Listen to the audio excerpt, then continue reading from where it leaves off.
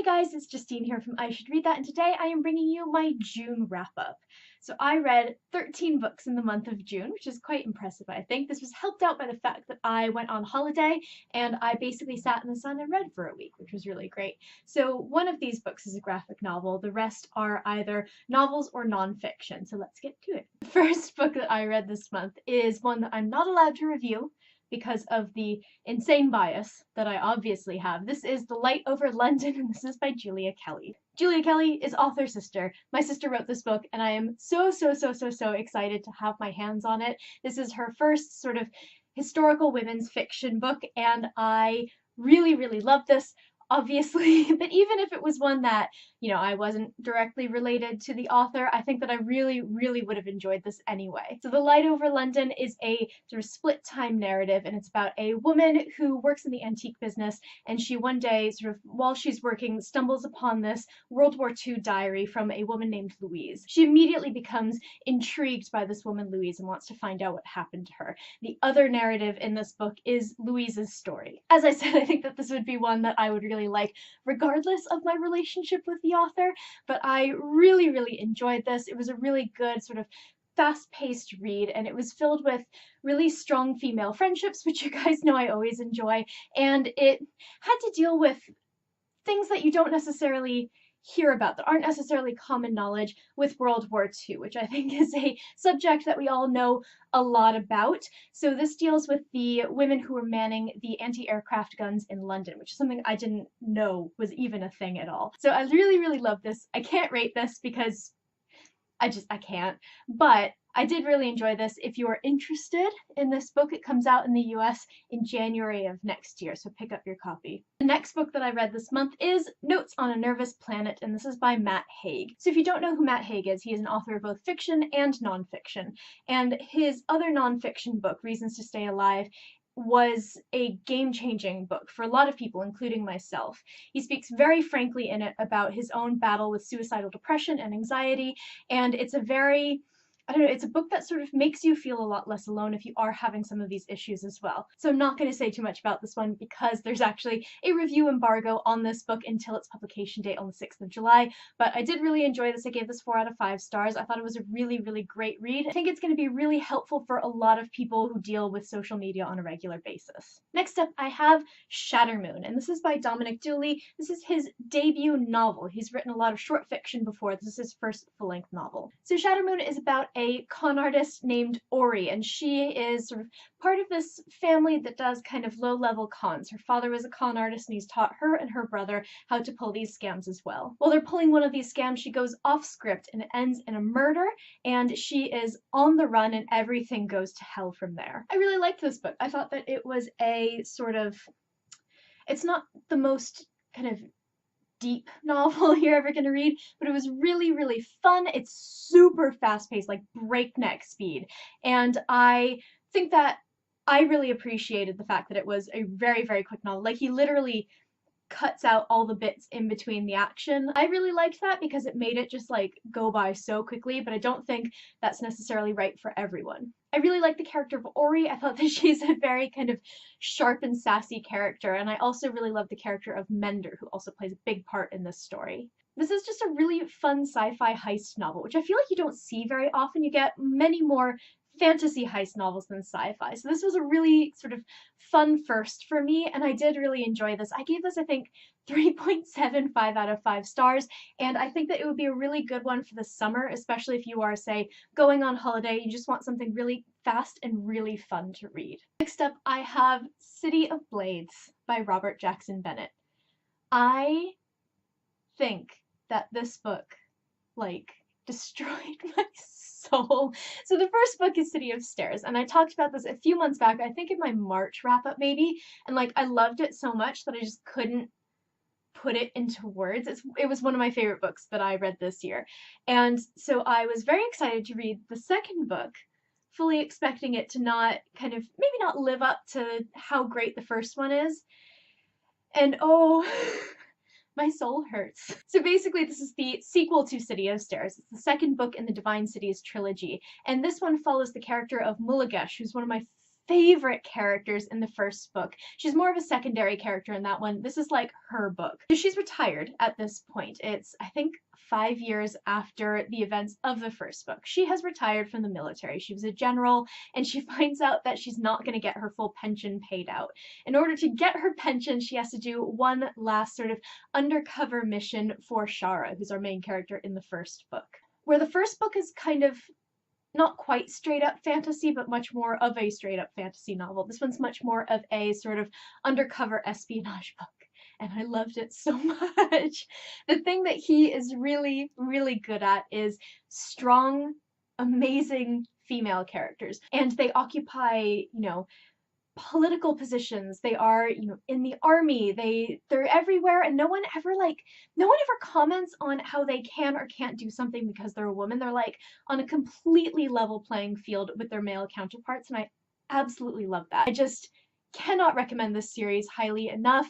I think that it is so, so vastly underrated in fantasy, and I highly, highly encourage everyone to pick this up.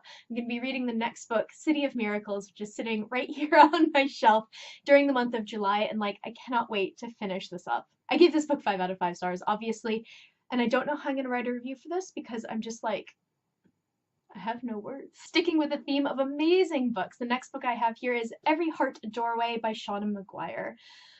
This was another amazing book. This is such a good book. If you ever want to know kind of what my aesthetic is for books, pick this up because it's just so perfect for me. Every Heart a Doorway is the first book in the Wayward Children series, which is a series of novellas, which, if you can't tell, they're quite short.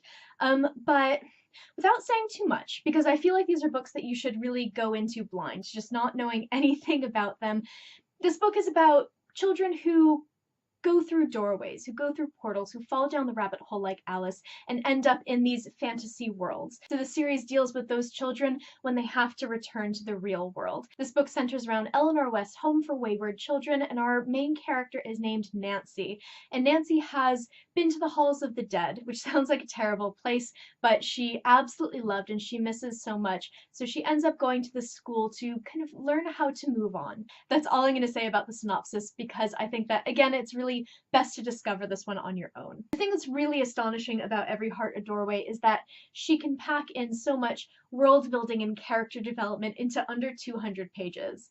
I really love the character of Nancy, and I really love the people that she encounters in this school so much. I also gave this 5 out of 5 stars. I read a lot of really great books this month, but this is definitely one of my favorites. Next up we have Ravencry, and this is by Ed McDonald. So Ravencry is the follow-up to his debut novel of last year called Blackwing, which was one of my favorite books of 2017, and I can link that video below if you'd like to see it. I can't really talk about the synopsis of this book without spoiling the first one, so I highly recommend you go pick up Blackwing and you read it because it is a fantastic book, and I think this one might be even better. The thing that I loved about this is not only do we get really good character growth from characters we already know and love, but we also get new amazing characters into this book. So that's all I'm going to say about this one. I gave this 4.5 out of 5 stars. I really enjoyed this. Next up we have the first disappointment of the month, and that's not to say that this was a bad book, but it started out so strong, and about halfway through it kind of went off the rails a little bit. So this is The Hazelwood by Melissa Albert. This book, if I tell you the synopsis, sounds amazing. This sounds like my exact perfect kind of book, sort of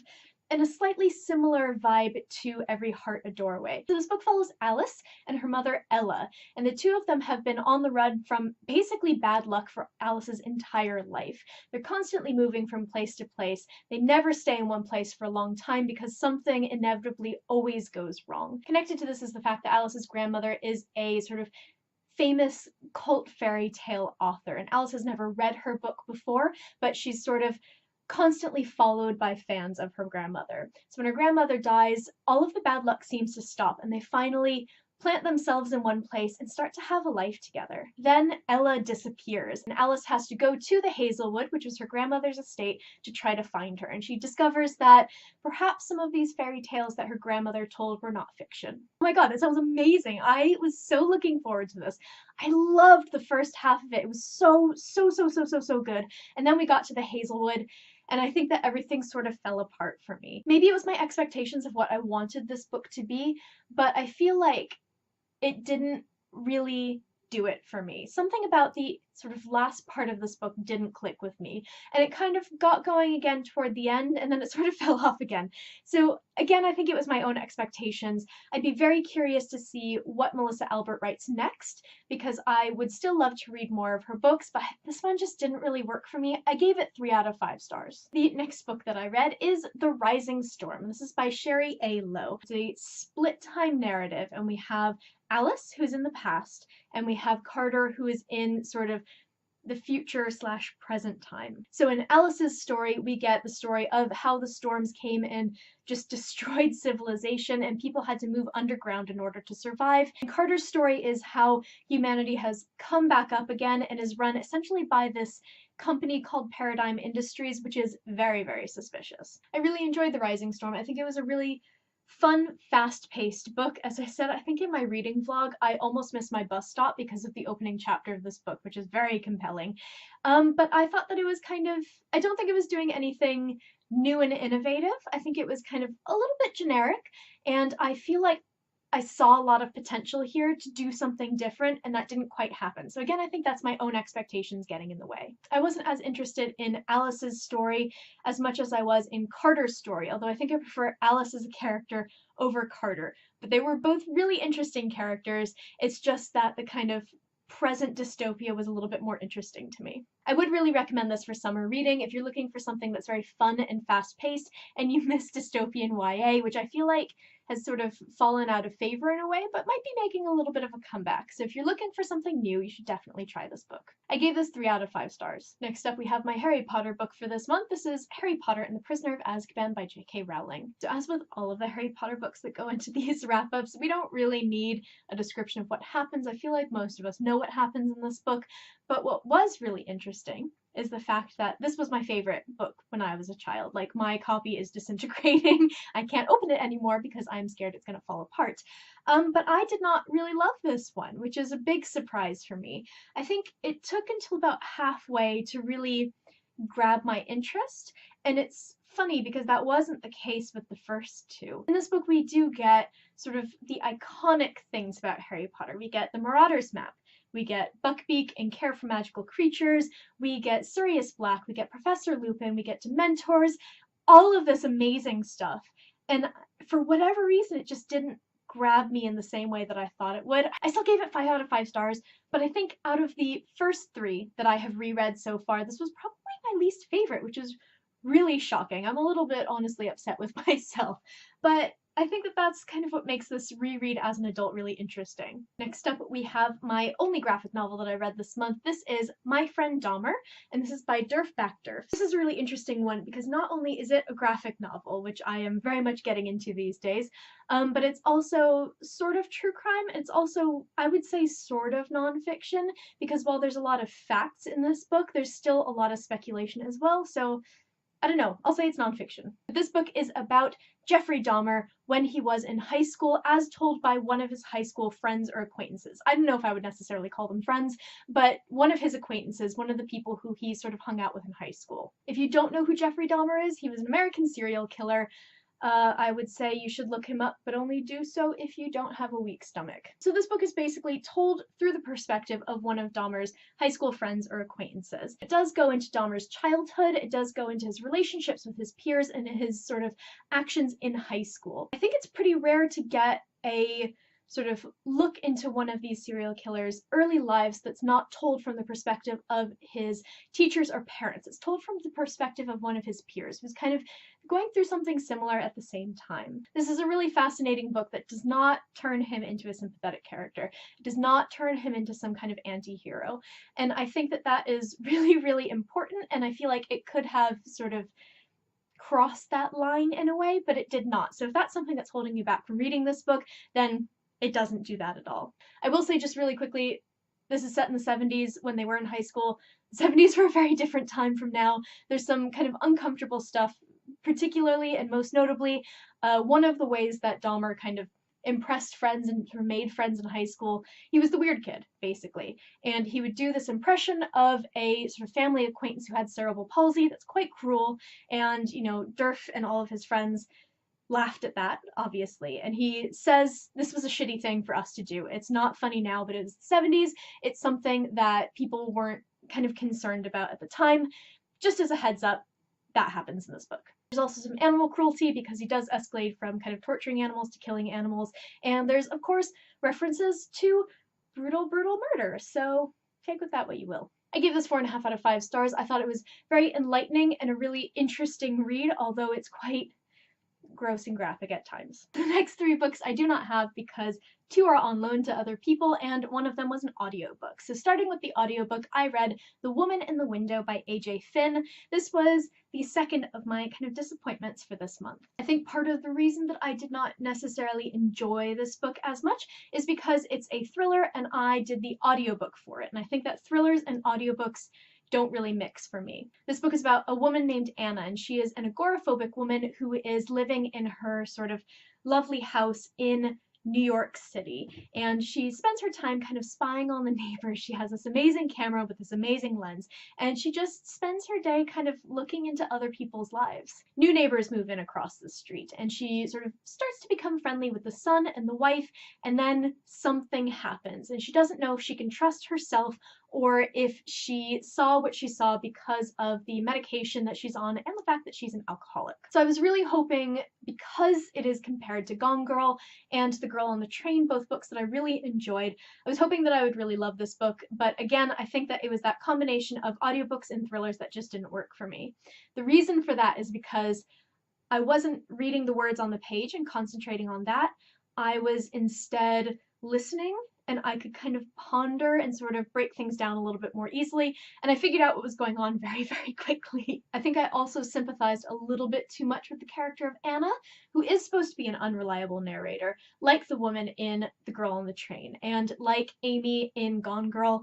I really sympathized with her too much, and I trusted her too much, and I think that that sort of affected how I felt about the story. I really wish I read this in a physical copy because if I did, I think I really would have enjoyed it so much more. But I gave this 2.75 out of 5 stars. It was a disappointment for me. I don't think that that's necessarily going to be the case for other people. So if you want to pick this up, then definitely do.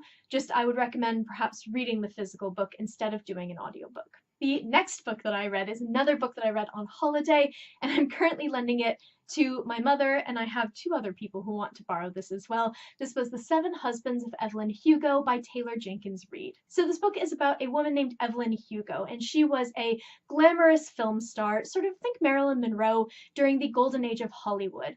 She has become a very reclusive woman, and she has so much sort of scandal and speculation surrounding her story, and she's never clarified anything that has to do with her life. She reaches out to a woman named Monique, who is sort of not a up-and-coming writer for a sort of fashionable magazine, but she's kind of been someone who's written mostly fluff pieces in the past, and she doesn't know why Evelyn Hugo has chosen her to write this article about her life. When she goes and meets Evelyn Hugo, she realizes that Evelyn doesn't want her to write an article. She wants her to write her biography. So there's this kind of great mystery as to why Evelyn Hugo chose this particular woman when anyone would have written her story. So again, this is a split timeline book. So we have the present day and we have Evelyn's past, and the past is the much more dominant part of the book. Evelyn Hugo has the bombshell role of Marilyn Monroe, but she also has the sort of changing of ethnicity that Rita Hayworth had. She's a Cuban woman, but she's made out to be a white woman,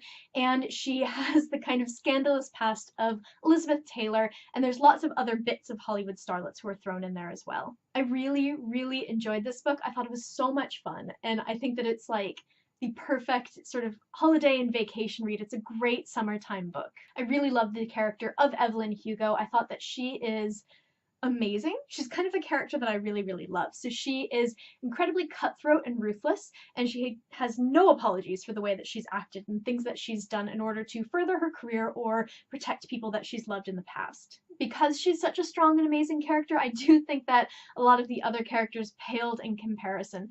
Everyone else is just kind of like window dressings, almost.